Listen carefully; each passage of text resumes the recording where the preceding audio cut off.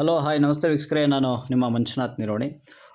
ಪ್ರಿಯ ವೀಕ್ಷಕರೇ, ಕೆಲವು ಜನ ಪ್ರಾಣವನ್ನು ಲೆಕ್ಕಿಸದೆ ಹುಚ್ಚಾಟವನ್ನು ಮೆರಿತಾ ಇರ್ತಾರೆ. ಕೆಲವೊಂದು ಸರಿ ಏನು ಮಾಡ್ತಾ ಇದ್ದೀವಿ ಅನ್ನೋ ಪರಿಜ್ಞಾನ ಕೂಡ ಇರೋದಿಲ್ಲ. ಯಾಕೆ ಅಂತ ಹೇಳಿದ್ರೆ ಕ್ಷಣಿಕ ಸುಖಕ್ಕಾಗಿ ನಾವು ನಮ್ಮ ಜೀವನವನ್ನೇ ಕಳ್ಕೊಳ್ಳುವಂತಹ ಪರಿಸ್ಥಿತಿಗೆ ನಾವು ಹೋಗ್ತೀವಿ ಅಂತ ಹುಚ್ಚಾಟವನ್ನು ಮೆರಿತೀವಿ. ಇವತ್ತು ಕೂಡ ಅಂಥದ್ದೇ ಒಂದು ಘಟನೆ ನಡೆದಿರುವಂಥದ್ದು. ಆನೇಕಲ್ನ ಡೆಂಕನಕೋಟೆ ಅನ್ನುವಂತಹ ಒಂದು ಗ್ರಾಮದಲ್ಲಿ ಆನೆ ಒಂಟಿ ಸಲಗ ಒಂದು ಊರಿಗೆ ನುಗ್ಗಿತ್ತು, ಗ್ರಾಮದೊಳಗಡೆ ನುಗ್ಗಿತ್ತು. ಈ ಸಂದರ್ಭದಲ್ಲಿ ಯುವಕನೊಬ್ಬ ತನ್ನ ಅರಿವು ಇಲ್ಲದೇನೆ ಆನೆ ಜೊತೆ ಸೆಲ್ಫಿ ತಗೊಳ್ಳೋದಕ್ಕೆ ಹೋಗಿ ಯಾವಾಗ ಆನೆ ಆತನನ್ನು ನೋಡಿ ಮುಂದೆ ಬರೋಕ್ಕೆ ಸ್ಟಾರ್ಟ್ ಆಯಿತು, ಆವಾಗ ಆತ ತನ್ನ ಜೀವವನ್ನು ಲೆಕ್ಕಿಸದೆ ಅಲ್ಲಿಂದ ಓಡೋಕ್ಕೆ ಸ್ಟಾರ್ಟ್ ಮಾಡಿದಾಗ ಇನ್ನೇನು ಜಸ್ಟ್ ಒಂದು 4ರಿಂದ 5 ಫೀಟ್ ಅಷ್ಟೇ ಜಾಗ ಇರುತ್ತೆ. ಅಲ್ಲಿ ಕಾಲೆಡೆವು ಬೀಳ್ತಾನೆ. ಬಿದ್ದಂಥ ಸಂದರ್ಭದಲ್ಲಿ ಆನೆಯು ಕೂಡ ಜೋರಾಗಿ ಓಡಿ ಬರುತ್ತೆ.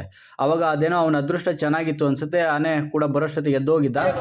ಯಾವ ರೀತಿಯಾಗಿ ಇಲ್ಲಿ ಘಟನೆ ಆಗಿದೆ ಅನ್ನೋದು ನೋಡಿ ದೃಶ್ಯದಲ್ಲಿ ಗಮನಿಸಿ ಯಾವ ಥರ ಆಗಿದೆ ಅನ್ನೋಂಥದ್ದು.